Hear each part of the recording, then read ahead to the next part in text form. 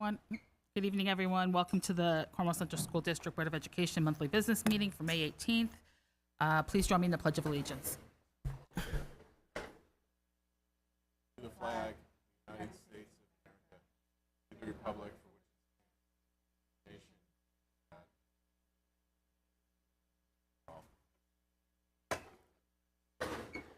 stands, We're going to begin with our recognition of visitors. The Board of Education welcomes public comment. Each speaker is asked to come to the microphone, state their name, and limit comments to 3 minutes.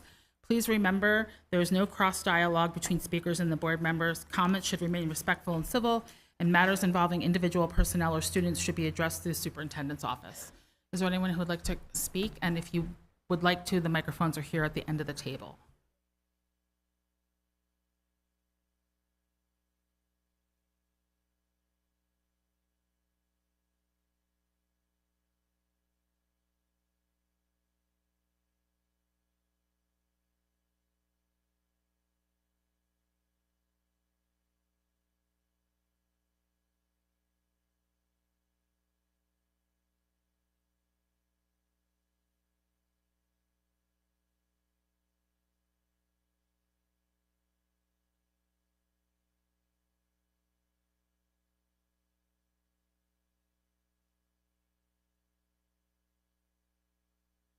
Is this one working? Yeah.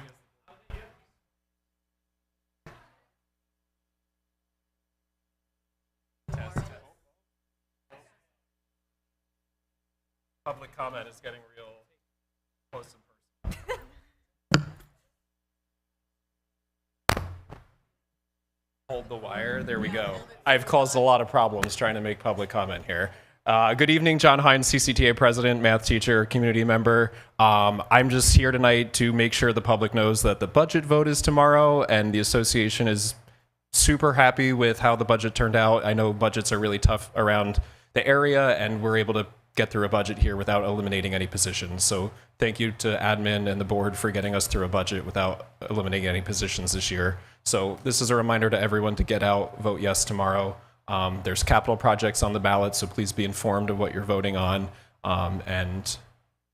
Let's do this tomorrow, Cornwall, because our public schools do really unite the community here. So if we can turn out and show that public schools do matter to Cornwall, that's something that we need to do to improve our schools going forward. So thank you guys, and I'm sorry I caused a microphone dilemma. Thank you, Mr. Hines. Thank you. Any other comments? You can use the special mic. No? Okay, thank you. All right, so we're going to move on to reports. We'll start with our student representatives. Jocelyn and Maeve are going to provide district reports, updates, from across the district.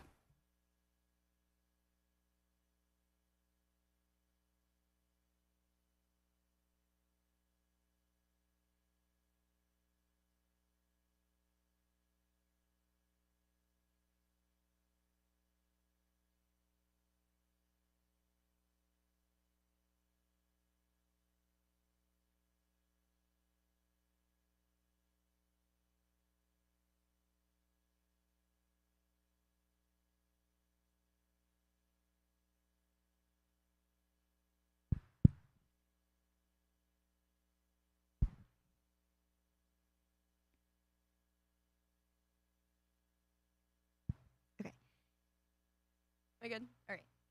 Good news from Willow Avenue. We celebrated Teacher Appreciation Week last week. Willow teachers were shown lots of love and appreciation from our students, families, and the PTO. The PTO hosted grandparents' tea for our Willow grandparents. Students showed their grandparents around the building, created arts and crafts together, and attended the book fair. Our fourth graders have been quite busy in May. The fourth grade spring concert with fourth graders from COH and Willow took place on May 12th. The students wowed us with their musical talents, and each ensemble put on an amazing performance. The fourth grade also took a trip to Sands Ring Homestead and had the opportunity to enjoy and experience the rich history at the end of the month, they will be going bowling as accumulating activity for their bowling unit in PE. The third graders took a walk on the wild side when they traveled to the Bronx Zoo. They explored the zoo and learned about different animals and their habitats. The sensational second grade took a walking trip to the Cornwall Historical Society. Students enjoyed exploring artifacts of Cornwall's history and visiting Town Hall. We are looking forward to a fun and busy June as we count down the last day of school.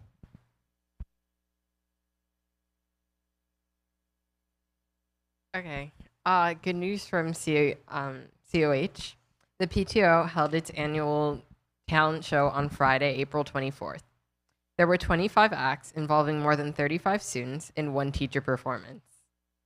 Each act was extremely polished, and the audience was thoroughly entertained. Thank you to the many PTO volunteers who helped make this event a huge success. On May 8th, the COH PTO hosted their annual Spring Fling. Fourth grade students from all 3 elementary schools gathered at COH. The weather cooperated, and the students had a wonderful time dancing to great music, playing gaga ball, and eating awesome snacks. Again, thank you to the PTOs from all 3 elementary schools for helping with the event. The 4th grade students visited the middle school in person on Tuesday, May 12th. The middle school administration and members of the counseling department greeted them with open arms. The students participated in the scavenger hunt that brought them around the building with current 5th grade students. It was a great introduction to life in the middle school. Thank you to Miss Palumbo and her staff. On May 15, 2026, both first grade classes performed a patriotic concert for family and friends. The students showcased what they had learned during their musical enrichment classes, a collaborative effort between the classroom teachers, Miss Stewart and Miss McGinnis, and the music teacher, Miss Tracy. Both performances were outstanding, and a short reception was held following each concert. This event was a wonderful way to begin celebrating the patriotic holidays observed during the summer months. Both first grade classes partnered with the Cornell Embryology Program. Each classroom was supplied with an incubator and fertilized chicken eggs that were dropped off at COH and the week of April 6th. The students learned about the incubation process, and during the week, April 27th, the COH classrooms welcomed 11 baby chicks into the world. The students were able to watch a baby chick hatch from an egg in real time. Some of the names of the chicks include Chickley, Snowflake, Frank, Oreo, and Reese. Representatives from the Cornell Cooperative Extension picked up the young chickens on May 5th, and they will be distributed to farms in Orange County.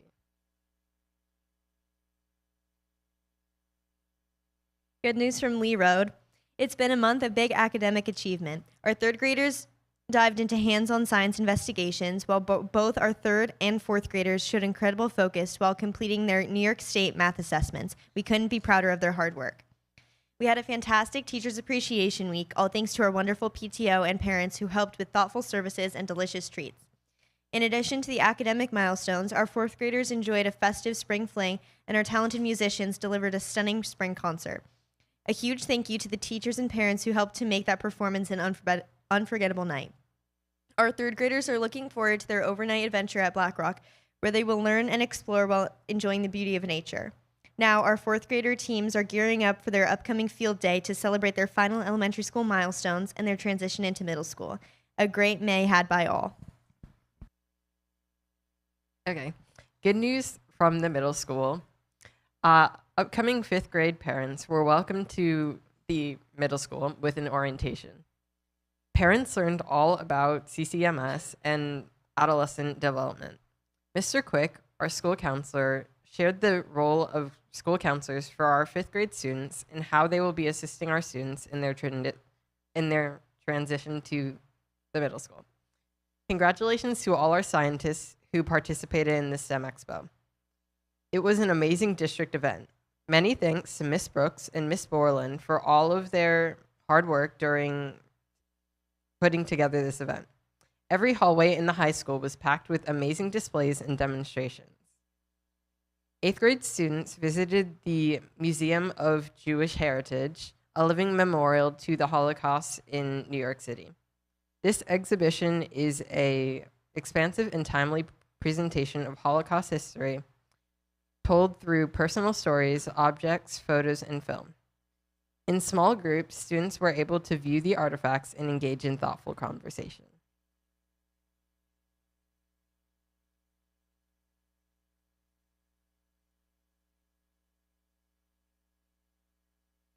You hear me? Okay. Happy spring, everyone, and congratulations to all our dragons who took AP exams. CCHS administered more than 600 AP exams this year. Other events from the past month include Junior Prom, the NHS Blood Drive, and Dragon Day. This was the first year that we had every sport accounted for at Dragon Day, so special shout out to the Leadership Council, coaches, and athletes who made it a huge success. The annual strings showcase took place tonight at the high school, including the elementary through high school string orchestra. Looking ahead, we have CCHS spring concerts on the 20th and 28th, including performances by the concert choir, jazz band, treble choir, and more. Regents review sessions have started, so for those of you who are taking a Regents exam, talk to your teachers about meeting times for a review. There are options for after school and in person on Google Meets. Additionally, awards night is on June 3rd, senior prom is on June 11th, senior scholarship night on June 16th, and the senior parade and senior fest taking place on June 22nd. For Senior Fest, we are looking for more parent volunteers willing to help set up and work during the event. There are extra registration packets in the main office if you need them. Seniors, check in with your guidance counselor about scholarship opportunities before it's too late. Have a great Memorial Day weekend, everyone. Thank you. Superintendent's update, Mrs. Argenio. Okay. Well, good evening. Tonight, my update will be brief because it's shared this evening with Dr. Ifigne, our interim superintendent for instruction, with a brief update on addressing student screen time and digital learning, a path toward balance. We wanted to share with our community some steps that we're taking as we listen to concerns from some members of our community regarding a digital balance with our learning environments. But before I turn it over to her, I just wanted to give a huge shout out to all of our student leaders who organized and led Dragon Day yesterday. It was a tremendous turnout, and the energy around the event was fantastic. What really shines during events like this is when our oldest students support our younger students, and that was absolutely evident throughout the event. One great example of this was when pretty much every student and family member was cheering on our 4-year-olds as they ran their race, which was really cute and awesome. I also attended this past weekend the Ella Rose Foundation 5K. This was the first time they run this event, and it was absolutely incredible. And so many members of our community were involved. And again, our student volunteers did an amazing job cheering on everyone, providing water, and helping whatever was needed. So a big acknowledgement to the members of our special education PTA, SEPTA, including Ella's mom and dad, who were so excited with the turnout. It was just an absolutely beautiful day, and we're already looking forward to next year. Save the date. Next month will be our last meeting of the year, our last Board of Ed meeting, which will take place on June 15th at the high school. We will be celebrating and acknowledging our retirees, our newly tenured faculty and staff, and as well as Maeve and Jocelyn for all of your work this year. And then my last piece is just to remind our community that tomorrow is our CCSD budget vote, our capital project vote, and our Board of Education candidate vote. So if you have any questions at all, please don't hesitate to reach out to me or Mr. Fink. There's a ton of information on our website. There's YouTube videos explaining everything, but if you do have any last minute questions, please reach out. The vote takes place at CCMS, that's Cornwall Central Middle School, in the gymnasium from 6 a.m. to 9 p.m. There is handicap accessible parking, and there'll be plenty of signage. And also, please take some time to see the beautiful artwork that'll be on display during our art show for K through 12. And also, we have some student surprises throughout the day to keep us entertained throughout for all of our voters. So I just want to thank our community in advance for your support. And come on out and vote. So, Dr. Figney. Thank you. Good evening. So during previous board meetings and also some reach outs from parents to the board and also to administration, there's been lots of discussion about screen time in the district. So what's interesting is that we have actually some countries too that have gone to the extreme. So either we have purposeful integration, or we're now just eliminating all technology in classrooms. And so I would like to propose this, that maybe we do this better than we did as we addressed the reading wars in this country, where we went from one extreme to the next. And what wound up happening was like a ping pong effect with our students. So during this presentation, we're going to talk a bit about the history of technology and integration in our schools. That was one question that was asked at the previous board meeting, that we do look at some of the history behind all of this. But then also talk about, too, a path forward. What is it that we can do to investigate and move forward and not throw out the baby with the bathwater, as we've been known to do in education. So if looking at this slide, basically, what is the balance in how technology is used in Cornwall? I would say that what we've discovered in talking with administration and also with staff members is that it's an intentional choice. It's never a default state. That students just aren't put in front of laptops and they're just learning from using a device. That there is a balance, and there is lots of conversations, and that our teachers are in full control of the amount of technology used in their classrooms, and also the other resources that they're using in order to deliver education to students. So if you look at the bottom, so we're acknowledging concerns, though, because it is a legitimate concern about the amount of screen time that children are exposed to, whether it be just in school, but also the outside of school screen time, too. So we want the community to know that we are listening and we are hearing what you're saying. We're just looking for the best way to move forward. And so then also, too, understanding the role. I think it's important to understand and know how we got to where we are, because that is part of the history, and that also is part of the solution. What we've learned along the way should be considered in the solution as we move forward. And then also the action. We want the community to understand that we are taking action, and that we are putting forth considerable resources, especially beginning this summer, to investigate the best way to meet the needs of children in the district as they learn. So again, acknowledging the community conversation, that we're hearing information from lots of different forums, from parent discussions, education forums, social media, momentum. There's a lot of momentum in social media. We're seeing it all the time coming at us, whether it be LinkedIn or it be Instagram or it be Facebook. We're getting a lot of information about research, recent research, anecdotal information as to how technology is, and the use of it in our schools, is affecting our students' social, emotional health, and also their intellectual health. So here's some of the history lesson. I found some of this pretty interesting too, because I never realized that the term STEM was actually used before 1958. I thought it was more of a recent development in the 1990s. But from the 1950s to the 1960s, the Cold War competition. And what really triggered in this country a lot of focus on our schools was the launch of Sputnik. USSR launched Sputnik, and that to the US meant that we were falling behind and we needed to do something. And that was to put a lot of emphasis on science. 1958, notice 1 year later, after the launch of Sputnik, 1958, the National Defense Education Act pours millions into STEM education: science, technology, engineering, and also math. And then mainframe computers. It was interesting, I didn't realize back then they were looking at computer-assisted instruction, going back to the 1950s, computer-assisted instruction to supplement traditional teaching. And some of it was looked at as personalized learning, so that's where the launch of it actually comes from. And then there's other factors that happened before this, but these are kind of like the main things that we're driving. 1970s to 1980s, the rise of computer literacy. We had some major companies that were driving the implementation of microcomputers in education. And then 1983, which is interesting because I was actually getting my bachelor's degree at that time, that the nation at risk. That was a major, major report that hit the universities and also the education, K-12 education system in this country. And it warned that US educational systems are losing global competitiveness, and that was a biggie. That was a shocker to this country. And the result, there was an increased emphasis on academic rigor, STEM education, and also technological literacy.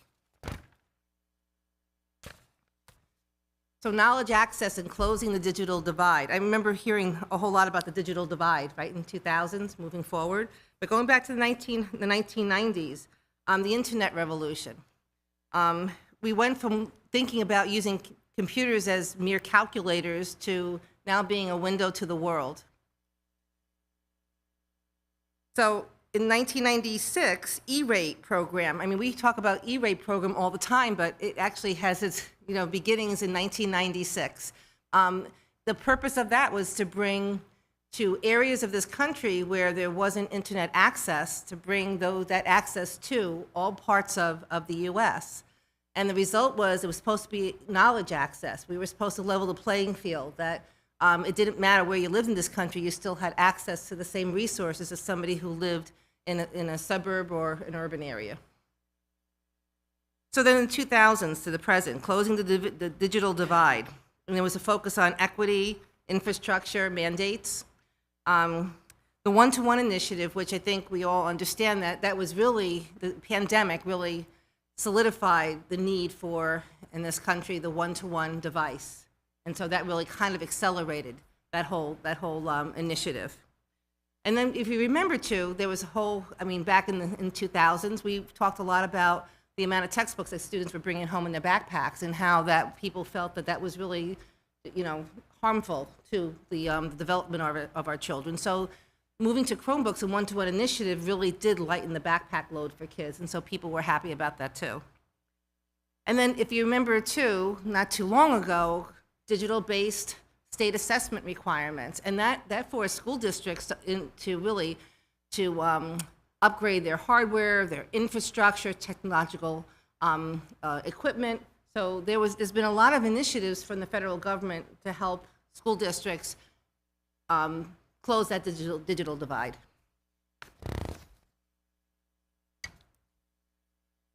So it hasn't been all bad because when we look at some of the aspects of like the essential equalizer, how we looked at using technology to be an equalizer, accessibility and equity for students with disabilities and also for some of our struggling learners too, that there were tools that they were given that were formerly only assigned through a Committee on Special Education process, but now, because students had access to devices, we didn't have to wait for them to have that through an IEP process or a special ed meeting, that we gave broader access. And the neat thing about it too was that more general ed students had access to it too. Students who were maybe who had reading difficulties, AIS students, they had actually more access to some of the things like speech to text and screen readers. And also, remember, in large print, it was easier for students with visual disabilities to enlarge print for them. Simplified text. There were programs that came out where kids could read an article and get the same type of information from that article because it was simplified. It was the same content, but the vocabulary was different. So kids had access to information. It was easier for them to read, and they were reading and getting conceptual content as students who were advanced readers. And then also looking at modern literacy. There was a big push that students needed to have technology and have that fluency in order to get jobs and maintain jobs. And we saw a lot of that come through, like even vocational studies, where mechanics, I mean, they couldn't escape all the manuals. I mean, everything became more information text was a big push. So then the next question is, so how do we find the middle path, between the two different extremes, where we have constant immersion, which some people believe is happening in education, and then we have people who believe that we should have the total removal of technology in classrooms. And so when you look at constant immersion, it's the default state for all learning. That's what it's being described as. It's digital fatigue, diminished physical socialization, and I would argue that that's not happening here. I mean, it could be happening elsewhere, but I would argue that that's not happening here. Purposeful integration, which is what we're shooting for. A deliberate approach. So intentional choice. Why are we using this technology in classrooms? And I would argue that that's what the teachers are doing here. They're making those decisions. What is the best way to deliver the education? And it's not them going directly to technology all the time. That they have other resources that they do use in their classrooms.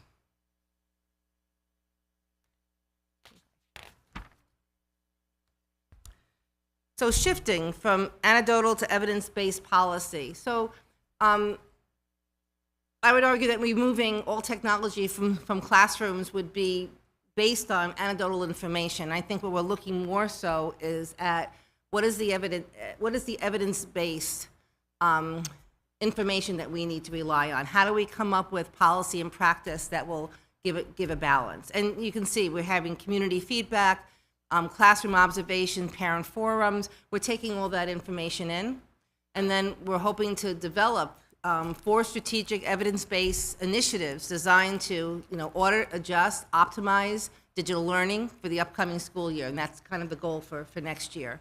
And it's a lot of work. I mean, this is easy to put into a slide, into like a nice little graphic, but that really is going to be a lot of work for the staff in the district. So 4 strategic initiatives for digital optimization. So we have to establish a baseline. So today we launched a survey, and it's a separate survey, one for the elementary level, K through 4, one for the middle school, 5 through 8, and then one for the high school, 9 through 12. And they're distinctly different because the needs are different, and the technology is used differently at those different levels. Where we launched it today, we're asking teachers to fill it out. We're hoping to have information to share before the end of the school year, if not during the summertime, because we're going to need some time to analyze the data that we're gathering. But we're looking for not just screen time versus not screen time. We're looking to see how is screen time being used. Are teachers using it for project-based learning? Is it used during direct instruction? And then how much of it is passive use where it's really not guided? And so we're trying to gather that information to get a sense of what actually is happening in the classrooms, how the devices are being used. We're also asking teachers for their input too, as to do they think that they have too much screen time in their classroom, they don't have enough screen time? I mean, we're asking them for their opinions on lots of different aspects of how technology is used in the classroom. And then from that survey, it'll be analyzed, and then I'm sure there'll be more research and more evidence gathered, because people are going to want to have some more, they're going to have questions and they're going to need some more answers. So again, this is going to be an ongoing project. Also, resource investigation. We have had lots of conversations with teachers too as to what are the best resources to gather the information or to be used in classroom and instruction. So that conversation is going to continue, almost like a forensic review of the resources that are being used in the classroom by teachers. And then again, emphasize teacher-directed access. Teachers are controlling what happens in their classrooms, and so they are making good decisions as to what is the best way to deliver the instruction. And then addressing digital fatigue. So we're looking at how do we limit access for some students during times where it's not structured, like recess and lunch. And we're working with our technology department to see how we can kind of roll that out. That that students are going to have a mandatory reprieve from devices and technology. So that is, again, working with the technology department. So this is some more information about how we're going to gather the baseline data. Basically we're looking at how long, and then we're going to be looking at, well, then how well are we using the devices, the programs, and what kind of information are we getting? Is this the best way to spend our resources and our time with students, and for the best way for them to learn?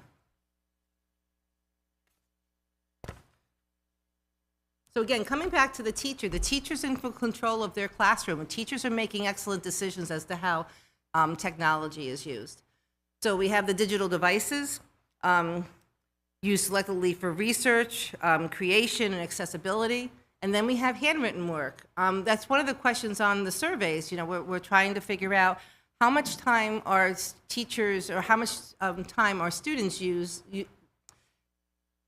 spending on things that don't require any kind of screen time or digital device.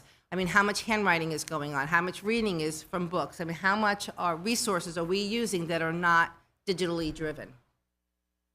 And then unplugged assessments. How often are we assessing without using technology? And then also group discussions. FaceTime, students communicating. which again, removing the phones from the classroom, the end result was, although people weren't a whole lot happy about that at the beginning of the school year, but what we're seeing is that there's a lot more discussion and collaboration happening with our students. I mean, it's kind of cool to see board games come out again. I mean, you know, during recess and lunch. And then also mandatory breaks to combat digital fatigue. And we're also looking too for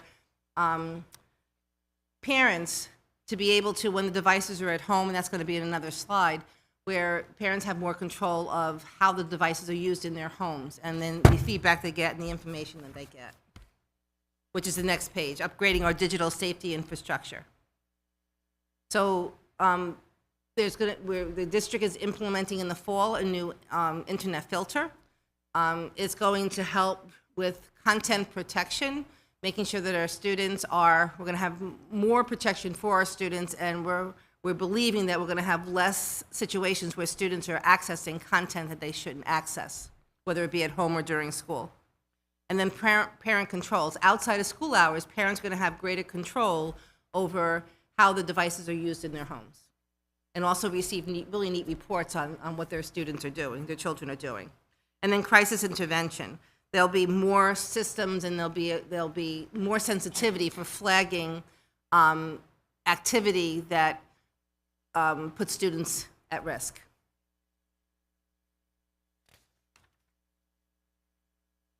And so at the end result, what we're hoping for is a holistic and sustainable educational ecosystem. That's really what we're wanting, that we're looking at the proven methods of the past. We're not wanting to get rid of this because proven methods of the past, instructional strategies work, and teachers continue to use them. And then the future-ready skills, you know, things that students are going to need in the workforce, in college and career, in college. I know that my daughter, I mean, I felt like we had to pick up like a whole digital potpourri of things when she went to college, you know, 2 years ago. She had to have the iPad, she had to have new phones, she had to have, you know, the new laptop, because it needed to be able to do all these different things. And so it is real that students do need technology at the university college level, and they also need it too. I have nephews who attend Alfred University, and they need it there too for vocational skills. So it's not just college, it's also for career-oriented too. So we're blending the productive cognitive benefits of analog learning with the expansive power of digital learning. So in closing, education is and always will be a partnership, and so our goal is to develop a thoughtful, research-based approach that's going to meet the needs of our students and our staff, but also the needs of our families too. That they understand that we are choosing and making a very thoughtful approach to how we're going to balance the use of technology in classrooms. Anybody have questions? So, thank you for the presentation. I'm very encouraged to know that this summer that we're going to be doing this kind of audit. I think it's a very sensible first step, and I just applaud you and Megan, presumably, for coming up with this idea and executing it. I guess the time for questions would be probably after we have the audit.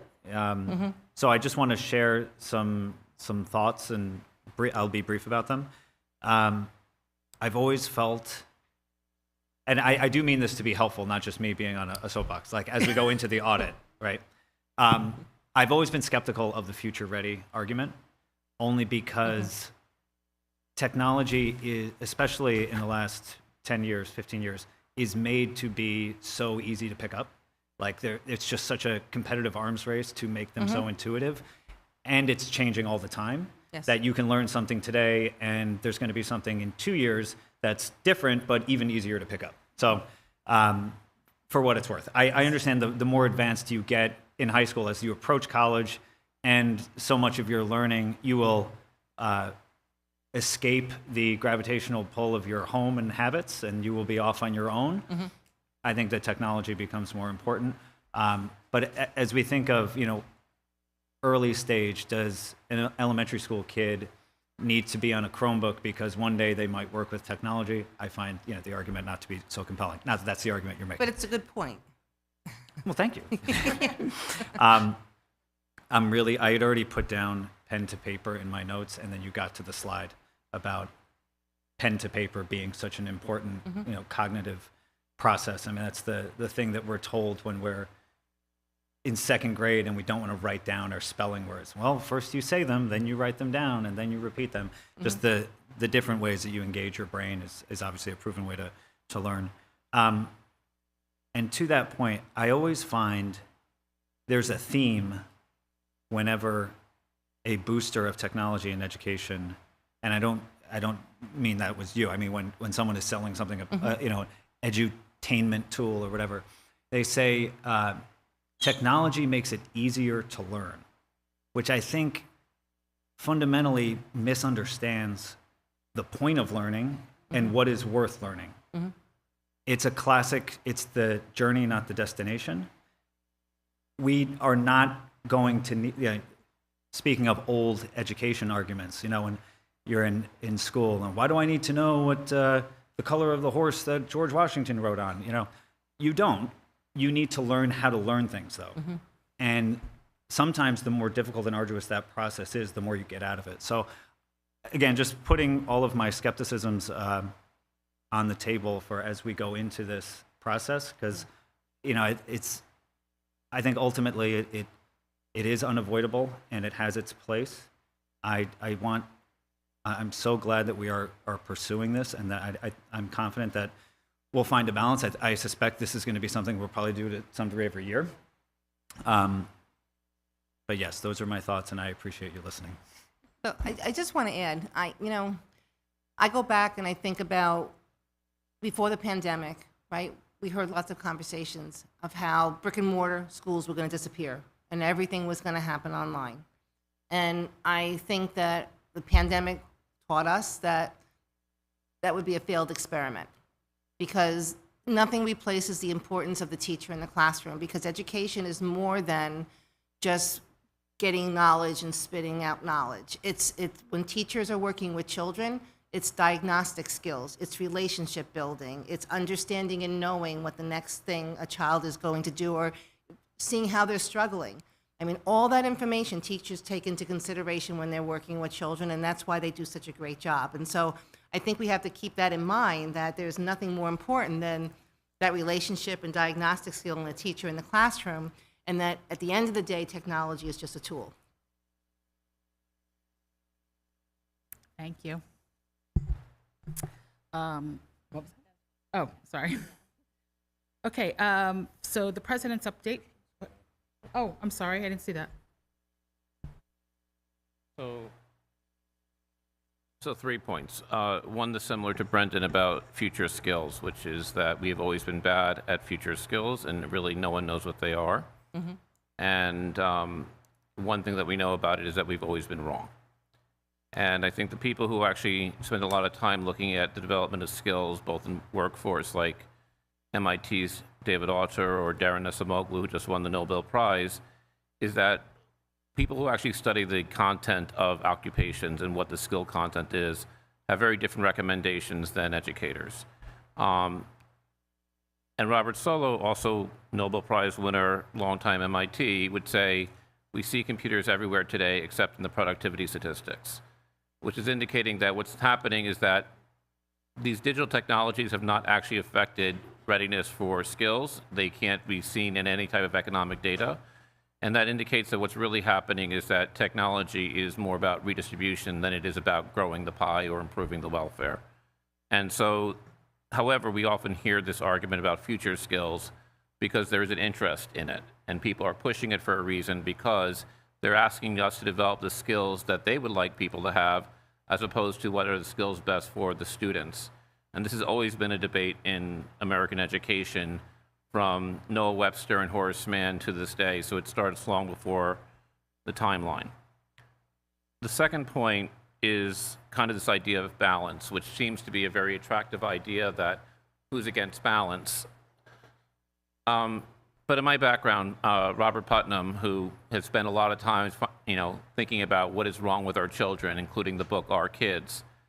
If you presented an idea like this, he would say Goldilocks. And what he would say is, you presented a very bad, muddied, unintentional idea or theory or explanation because you've gone into this idea of not too much, not too little, just right in the middle. And the point about it is that was a shorthand for saying you actually haven't thought about this very much, and so you fell into kind of a unassailable position, and you've also then labeled the people who might have a different view than you as being somehow extreme. In the way that, like, say, for example, a drunk is someone who has one more drink than I do, and a teetotaler is someone who has one drink less. Whatever I am doing is absolutely right and well balanced. And that's kind of an arrogant position, and that's been often the case with this. And obviously, there's a lot of different ways that there's this idea of balancing, without looking at the idea that balancing to extremes might not be half of one and half of the other. It might actually be combining the worst parts of both if you combine them in a way, and as people would say, half a bridge is not worth half a bridge, it's worth nothing. And so this doesn't really get at some of the issues, because the questions about technology and learning go way, way back, and the arguments are the same. So you talked about how we were going to go online. Well, that was the same debate we had in 1300 and 1400 in Europe, and just the word lecture conveys what people thought. It's called a lecture because lecture means to read. And at that time, education was, we only had a few copies of the great books, and you would have to go to a specific school because they had the actual physical copy, and then they would literally read the book, and you would take notes transcribing it to create a new copy. And the argument then was, with the creation of the printing press, is that no one would have to go to school anymore because everyone would have a cheap, readily available copy alone. And so even what we think are some of the old books, like everything we have from Aristotle, more or less, is not something Aristotle wrote, but the notebooks of students, in which if you see the marginal notes and the little comments that they have, because they thought the idea of teaching was a conversation. So there's a lot more to this, and I think that point is that this doesn't really answer the questions or really address them. It's basically saying we're going to split the difference. And I'm not sure that an audit of one school district would really be that insightful. What you'll get is a bunch of different opinions based on a lot of different experiences that may not be the best way. And so I think that the last thing I would say about this is your account of technology and education is this idea that's completely driven by societal changes or technological changes or economic changes, and then rational responses to that, whether it's Sputnik or computers. And any good historian would tell you that's not actually how these things happened, that there was always an interest or some type of power that had a reason for pushing a particular way of pedagogy into the system. And Larry Cuban, who was both a teacher, building principal, and a superintendent, and then a longtime history professor at Stanford, would make this point over and over and over again about how technology from literally the colonial period to the present.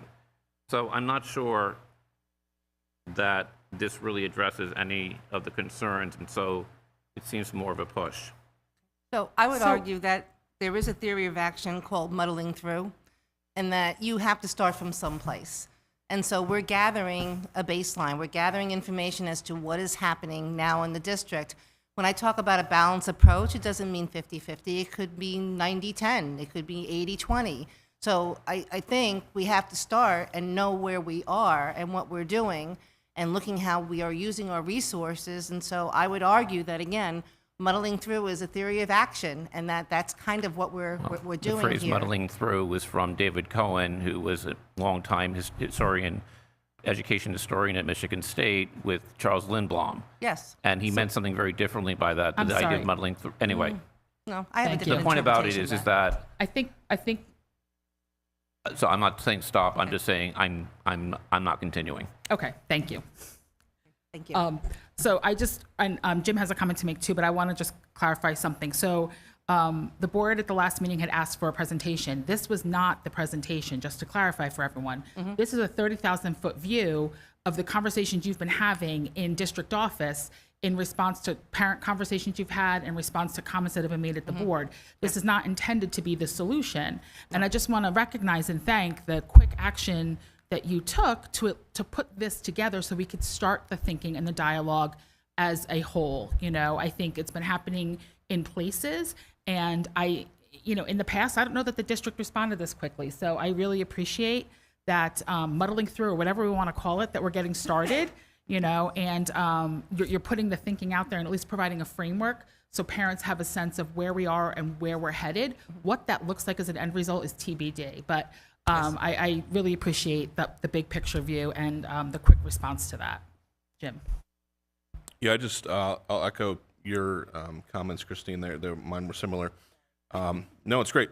Just to say thank you for this presentation. I just want to request that we put it up on the website on the Assistant Superintendent of Instruction page, and make that visible, since we've had so many questions, and possibly even like some of the capital project stuff. We've taken cuts of Board of Ed meetings and put them in that page. Take that presentation, that little 8-minute snippet of the YouTube, and put that on that page for, since we've obviously had a lot of interest in the public, it'd be great for them to see that in some place that's visible. And, if we get future questions, which we will, we can answer those concerns, but also say, hey, here's where we're at and here's where we're looking to go. Sorry, I'm not going to make this longer, but just as someone who talks to a lot of parents about this, I would love that, because I could just email it to people who aren't going to sit through the whole meeting. So I thought that was great. Thank you so much. You're welcome. Thank you. I feel a little badly because I told the woman who spoke last time, I'll let you know when there's a presentation. I didn't know we were going to have like such a thorough overview. So we're going to, that's a great idea, Jim, so we can easily just send it out to folks that have reached out to us. So it was really insightful. Thank you.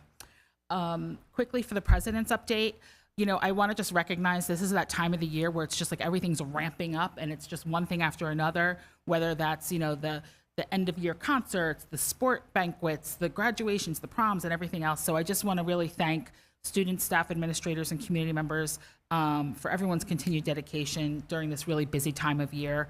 It does not go unnoticed that it is all in now till the end of the year. I would like to share congrats to the Leadership Council and all the students involved in Dragon Day. I heard it was really an impressive event. You brought the best weather possible. Unfortunately, I was sorry to miss it. I was moving my daughter out of college in the worst weather possible for moving somebody. But it was 90 degrees. It was very hot. But I saw pictures and talked to some people who said it was amazing. So kudos to all of you. I know some of the board members were able to attend and really enjoyed themselves. Let me see. I also want to thank our community for their participation in the budget and school process, budgeting process this season. The engagement of our community really matters. I encourage you, please go and read some of the information, look at the videos. I've seen some commentary on Facebook that is innocently enough, just not accurate. And so I want to make sure folks are, getting the facts. Brendan and his committee did a fantastic job, Mr. Fink, in terms of putting the content out there and explaining it. And it's very easy to kind of fill in blanks if you don't go to the source. So I encourage you, put it on 2 times speed. You'll get through it in no time, but you'll have all the data you need. And I just want to remind the board to please review the calendar of events, specifically the graduations that are coming up and the things that are coming through from the high school to indicate which dates work for you. It would be great if we could have representation at each event. I know we can't all make every one of them due to, prior other commitments. But I really want to thank everyone on the board for the time and commitment each of you gives to this district and community. It has been a very busy year. And, next meeting, we're going to be celebrating retirees and folks who got tenure. But I just wanted to take a moment before all of that to thank everyone here for really your unselfish commitment and giving of time, because it was a very busy year for the board. So thank you for that. All righty, we'll now move on to the consent agenda. The consent agenda allows the board to act efficiently on routine matters through one motion. Any board member may request that an item be removed for separate discussion and vote. Would anyone like an item removed? We have items 2 through 16 on our consent agenda tonight. Christian? I would like to pull 14, 15, and 16. Okay. And 15 and 16 simply for the purpose of voting separately. Okay, thank you. Any other items anyone would like pulled? Okay. May I have a motion to approve the consent agenda items 2 through 13 as presented? So moved. Thank you, Brendan. May I have a second? Thank you, Jamie. All in favor? Aye. Alrighty, the motion passes.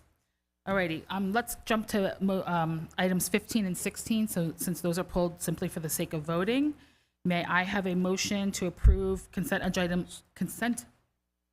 Just to clarify, should we vote on them together, Christian, or we vote on them separately? So I don't know the minds of others. I know what my vote is on both of them, so I just need to be called for a vote, and my vote is the same on both. Okay, Fair. thank you for clarifying. May I have a motion to approve the consent agenda items 15 and 16 as presented? So moved. Thank you, Jim. May I have a second? Thank you, Christian. All in favor of consent agenda items 15 and 16 as presented? Aye. Aye. Opposed? 1. The motion doesn't pass. Right. Oh, Lofton, sorry, thank you.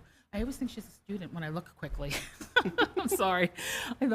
Thank you, the motion passes. All righty. Consent agenda item number 14. May I please have a motion to consent agenda item number 14? So moved. Thank you, Brenda. May I have a second? Thank you, Christian. Discussion? Christian? So my inquiry is what is the need for a resolution on this at this time? This hasn't been past practice, and so at least to my reading, and perhaps my reading is faulty, is that this more or less just describes what we've already decided in the budget and what would happen more or less automatically, because what is not covered by the tax levy would be covered by other sources, the unallocated fund balance.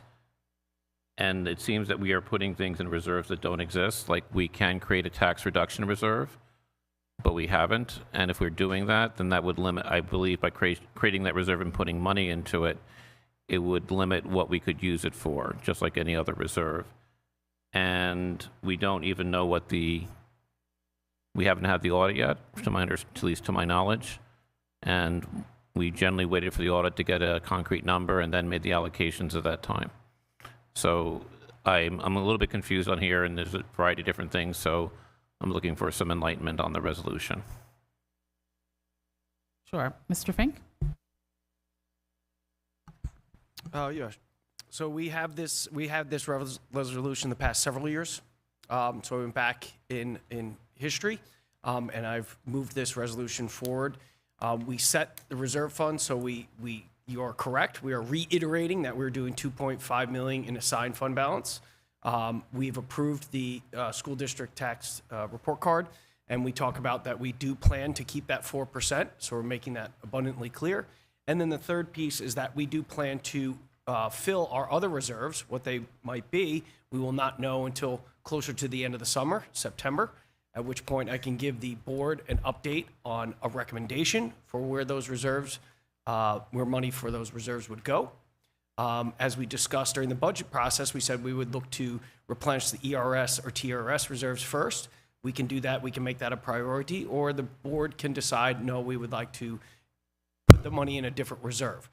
We did not establish any other additional reserves at this point. We made some advocacy for a health insurance reserve.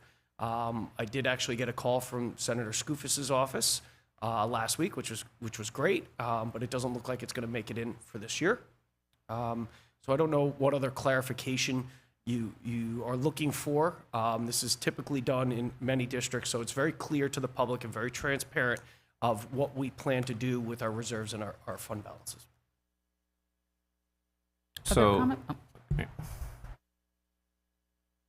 So we're basically doing a resolution of intent that really isn't binding, because at some point we're going to have to make some future board will make a decision about what money and how much to put in the reserves once they know what it is.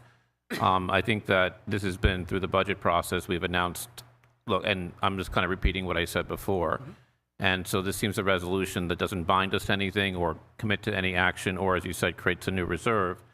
And so I guess I would feel more comfortable allowing this, since we're at, tomorrow is an election for a new board where at least 5 board members will be selected, the majority of the board, and to allow them to make that decision if they find it prudent, then to make it prematurely.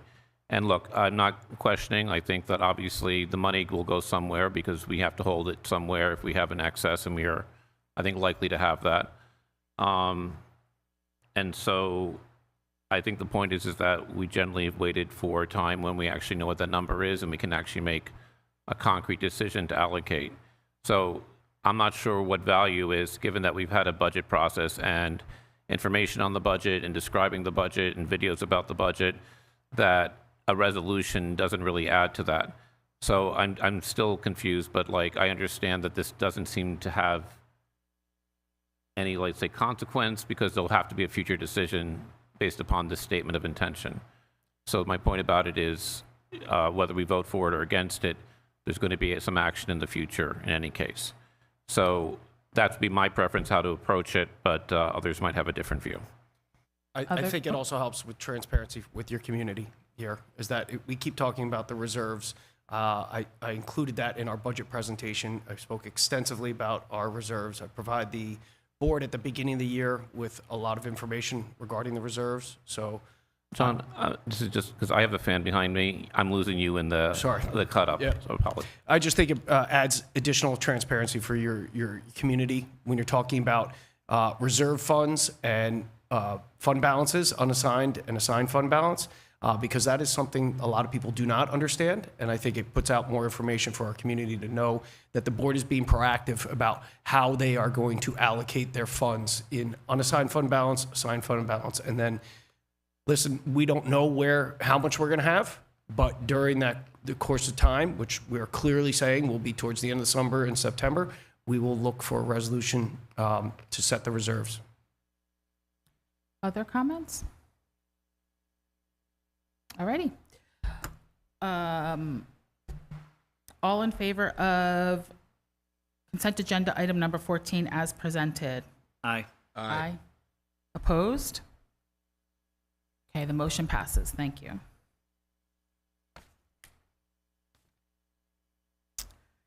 So now we have time for second public comment. If you would like an encore, Mr. Hines or Mr. Tremont, anything? Great. Alrighty, and now it is closing comments from the board, and then, closing comments from the board. So we will start, Lofton, maybe start with you?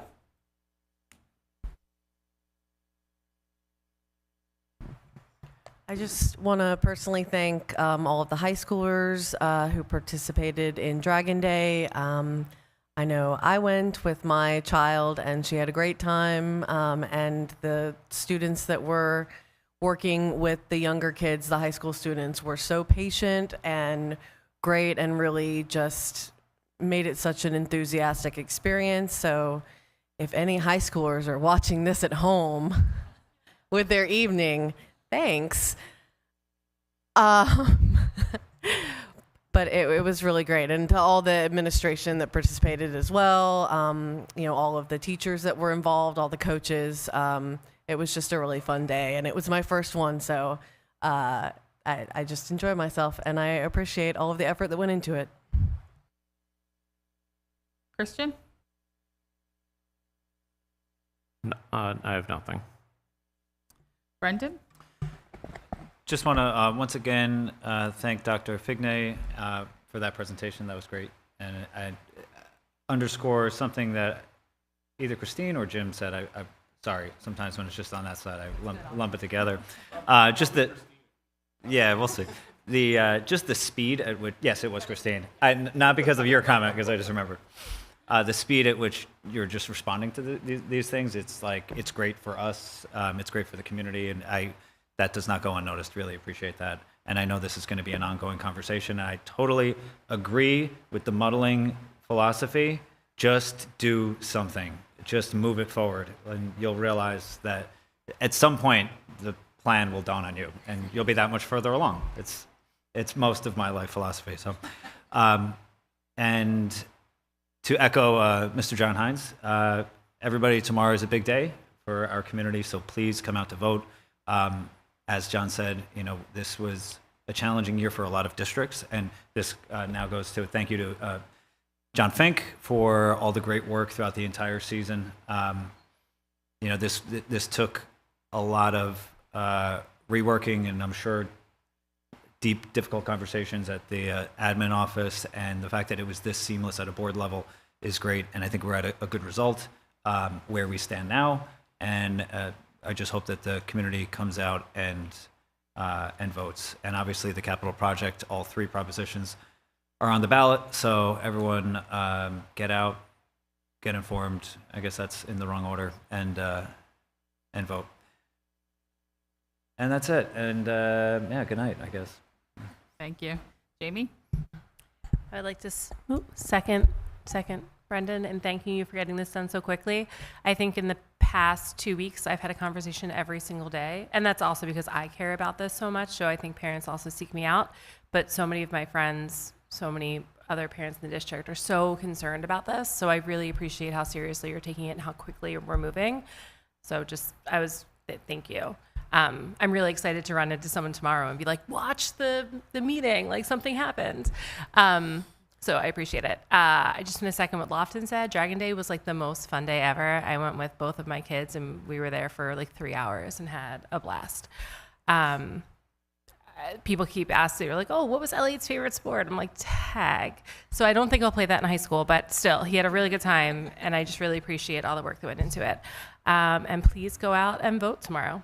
And text your friends and text everyone you know in the district, because people genuinely forget, and just be like, hey, don't forget, just run over, vote. It takes like 5 minutes. Thanks. Jim? Yeah, I'll be quick. I got 3 points. One, go vote. 6 a.m. to 9 p.m. at the middle school. Lots of important pieces on this ballot. Obviously, the 3 capital propositions in addition to the yearly budget. So cornwallschools.com/capital if you have not already checked that out and are looking for more information on that. Last week was Teacher Appreciation Week. We had a meeting. We didn't have comment. Just, thank you to all the excellent teachers that we have in this district, and thank you to all the excellent teachers that I've had in my life previously. And finally, Memorial Day is coming up Monday. I hope that everyone enjoys Memorial Day, and I just want to thank those service members who are no longer with us, who paid the ultimate sacrifice to help us provide the freedoms that we have in this country. I would recommend to anybody who's in town on Monday, after the parade, there's always a presentation in the little triangle across from Town Hall with speakers, and it's always well done, and I would recommend that to anybody to go check that out. Thank you. I had my comment earlier. So we are going to go back into executive session. We are not going to do any business when we come back out, so there's nothing else that'll take place in terms of the meeting except for adjourning officially. Yeah. So may I have a motion to go into executive session? Brendan, thank you. May I have a second? Jamie, all in favor of going into executive session? Aye. All right, thank you.